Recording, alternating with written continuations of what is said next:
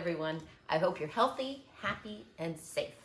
Last week, I read you a book and I gave you 3 clues where I'd be reading a book from this week. The 3 clues were, it's in the kitchen. The second clue was, it gets really hot. And the third clue was, it's where you cook your turkey on Thanksgiving Day. If you guessed I'd be reading you a book from sitting next to an oven, then you would be correct. This week, I'm going to be reading you the book, We Gather Together, Celebrating the Harvest Season, written by Wendy Pfeffer, illustrated by Linda Black. We Gather Together, Celebrating the Harvest Season, by Wendy Pfeffer, illustrated by Linda Black. During early autumn in the northern part of the earth, chipmunks pack their cheeks full of seeds to store in underground burrows. Red fox pups hunt for rodents and fruit to eat, then bury leftovers to dig up when food is scarce. Beavers store twigs and sticks underwater to chew when ice covers their pond. As the sun appears lower in the southern sky each day, the sun rises later each morning and sets earlier each evening. Days grow shorter, the nights cooler, and the growing season ends. Time to prepare for winter. Black bears gobble honey, grubs, fruits, and roots, building layers of fat for the cold days ahead. People pick purple grapes, yellow squash, orange pumpkins, and crisp red apples. They husk corn, gather nuts, rake cranberries, and enjoy the harvest season. But today, there's little need for them to stockpile food for winter, as the animals do. Ships, trucks, and cargo planes transport it from parts of the world where fruits and vegetables are still growing. When it's winter in the northern hemisphere, food is brought in from the southern hemisphere, where it's summer. Different seasons are caused by the tilt of the earth as it moves around the sun. When the northern part of the earth tilts toward the sun, the north gets lots of sunshine, and it's summer here. When the northern part of the earth tilts away from the sun, the north gets less sunshine, and it's winter. Between summer and winter, around September 21st, the sun crosses the equator and shines equally on both the northern and southern parts of the earth. On that day, in the northern part of the world, summer ends and autumn begins. Day and nights have equal hours all over the world. For many, the autumnal equinox signals a time to harvest crops. Each crop has its own growing season. Most seedlings sprout with the cool spring rain and thrive under the warm summer sun. Sunshine helps a plant's leaves make the food that is necessary for the plant to grow. When autumn arrives, days are cooler. Plants can no longer make the food they need, and the growing season ends. Time to gather in the crops. Fruits and vegetables that ripen by autumn must be harvested before winter's freezing weather destroys them. 300,000 years ago, no one knew how to plant seeds to produce a bountiful harvest. Cave dwellers picked berries, collected nuts, dug roots, and gathered wild plants. Winters were hard for them. They had to live on what they gathered and stored in the fall. About 10,000 years ago, where Syria and Turkey are today, tribes learned to grow wheat and barley from seeds. How exciting it must have been to plant one seed and produce a stalk with many. 8,000 years ago in Egypt, people discovered the warm climate was perfect for farming. The Nile River provided water, and once each year, its floodwaters deposited rich, black, fertile soil on both sides. Plants grew in abundance. Gradually, farming spread to Asia.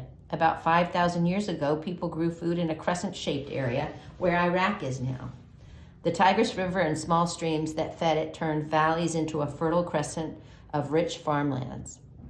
Each autumn in many lands, men, women, and children worked all day and even at night under the light of a bright harvest moon. They cut rice, threshed wheat, and gathered bundles of barley. A good harvest meant plenty of food to eat in the fall and more to store for days when food was scarce. Time to rejoice and have fun after a hard, back-breaking work. Over the centuries, people celebrated plentiful harvests and passed down traditions at different times, in different places, and in different ways.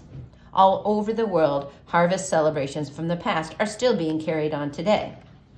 Jewish families have gathered together at harvest time for over 3,000 years to celebrate Sukkot. During this 8-day festival of Thanksgiving, they wave palm, myrtle, and willow branches, then point them in all directions to show that God is everywhere. Some Jews build a hut called a sukkah, like the ones farmers once stayed in to be near their crops during a busy harvest. They decorate the huts with fruits and vegetables, then invite friends and family to share food and friendship. People in southern India have celebrated Pongal, a 4-day rice festival, for over 2,000 years. On the first day, they decorate their front doors with rice flower designs and give thanks to the rain gods.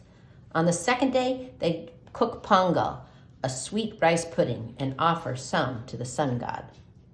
On the third day, they honor their cattle to thank them for pulling the plows.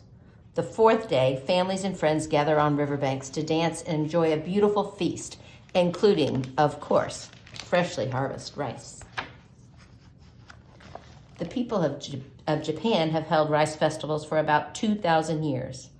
In spring, girls dress in kimonos, plant rice, while musicians play bells, drums, and flutes. In summer, they hold a lantern festival to express their joy as the rice ripens. When fall comes, they celebrate the rice harvest with parades and a dragon dance.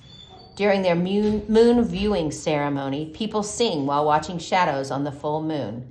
Many think the shadows show a rabbit making rice cakes. For over 700 years, Nigerians have had a fall festival to give thanks for yams, the first crop harvested. On the night before the festivities begin, the old wrinkled yams are thrown out. The next day, new yams are offered to the gods and ancestors in appreciation of a successful harvest. Dancers wear raffia skirts and masks that portray turtles, lizards, trees, and the sun or moon to celebrate a cycle of nature. Hundreds of years ago, the English believed that the spirit of their wheat lived in the last bundle they cut. In each field, they twisted it into the shape of a doll. Since they called wheat corn, these dolls were named corn dollies. They were hung in barns or churches during the winter, then plowed back in the earth in the spring to ensure a good harvest in autumn. People still make corn dollies just for fun. Pilgrims from England arrived in America in the fall of 1620, too late to plant crops. That winter, many died from hunger and sickness. When spring came, the surviving pilgrims sowed wheat seeds. A Native American tribe, the Wampanoags, showed them how to plant maize or corn. The following autumn, the harvest was fruitful. The pilgrims planted a celebration to share this blessing. Wampanoag men hunted and killed 5 deer to bring to the feast. The pilgrims stayed busy too. Men brought ducks, geese, turkeys, fish, and oysters. Women prepared cornbread and cranberries, while children turned meat on spits over an open fire. Games and feasting lasted 3 days. Bountiful harvests have been celebrated since earliest times. People all over the world still celebrate a fruitful year of farming with fun, feasts, and festivals. They enjoy corn, rice, yams, apples, pumpkins, cranberries, and other fruits and vegetables of the harvest season. Autumn, with its brilliant colors and delicious gifts of nature, offers friends and families a time to gather together and give thanks for all their blessings. I hope you liked that book. I loved it. It's the first nonfiction book that I've been reading since I've been reading books to you. I picked it because this week is Thanksgiving, and I thought it was a nice way to look at all the ways that different cultures celebrate the harvest around the world. I think it's fun to see all the things that we do that are similar and all the things that we do that are different. Next week, I'll be reading you another book from another location. Here are the 3 clues where I'll be reading from next week. It's in your bedroom. It has a door on it, and it's where your shoes and clothes sleep at night. Hope to see you then. Bye.